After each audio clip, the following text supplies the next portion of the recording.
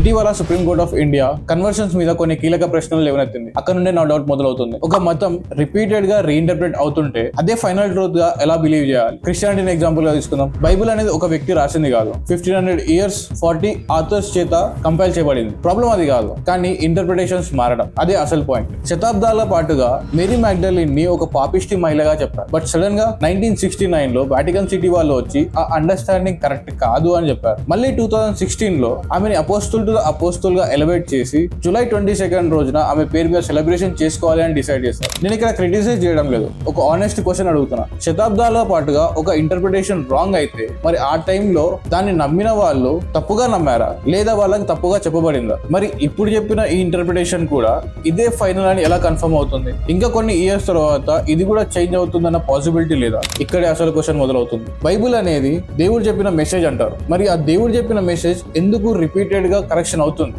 దేవుడు మారాడా, లేదా మనుషులే అర్థాలు మార్చుకుంటున్నారా? ఎక్కడో ఎవరో ఇంటర్ప్రిటేషన్ చేంజ్ చేస్తుంటే వరల్డ్ మొత్తం అదే యాక్సెప్ట్ చేయాలి అంటే లోకల్ గా స్టడీ చేసే వాళ్ళ పాత్ర ఏంటి? మన దగ్గర థియాలజీ అనే డిగ్రీ పేరు మీద బైబుల్ స్టడీ చేసే వాళ్ళు ఇండిపెండెంట్ గా ట్రూత్ ని వెరిఫై చేస్తున్నారా, లేదా ఆల్రెడీ డిసైడ్ అయిన వర్షన్ నే ఫాలో అవుతున్నారా? ఎందుకంటే మన దగ్గర ఎడ్యుకేషన్ ఉంది, రిసోర్సెస్ ఉన్నాయి, వాళ్ళ దగ్గర ఉన్న బైబులే మన దగ్గర ఉంది. అయినా కూడా ఇదే ఫైనల్ ట్రూత్ అని కాన్ఫిడెంట్ గా చెప్పకపోతే డౌట్ రావడం న్యాచురల్ కదా. ఇప్పుడు అసలు కాన్స్టిట్యూషనల్ క్వశ్చన్, ఒక బిలీఫ్ సిస్టమ్ లో క్లారిటీ అండ్ కన్సిస్టెన్సీ మీద ఇంకా డిబేట్స్ నడుస్తున్నప్పుడు ఆ బిలీఫ్ సిస్టమ్ ని ప్రమోట్ చేసే ప్రాసెస్ ఎలా ఉండాలి? ఫస్ట్ క్లారిటీ రావాలా, లేదా ముందే ప్రొపగేషన్ స్టార్ట్ అవ్వాలా? నేను ఆన్సర్ ఇవ్వడం లేదు, క్వశ్చన్ మాత్రమే అడుగుతున్నా. ఫైనల్లీ ఒక లైన్, మారుతూ ఉండే ఎక్స్ప్లెనేషన్ మారని ట్రూత్ కి ఎవిడెన్సా, లేదా కన్ఫ్యూజన్ కి సైనా? మీరే డిసైడ్ చేయండి.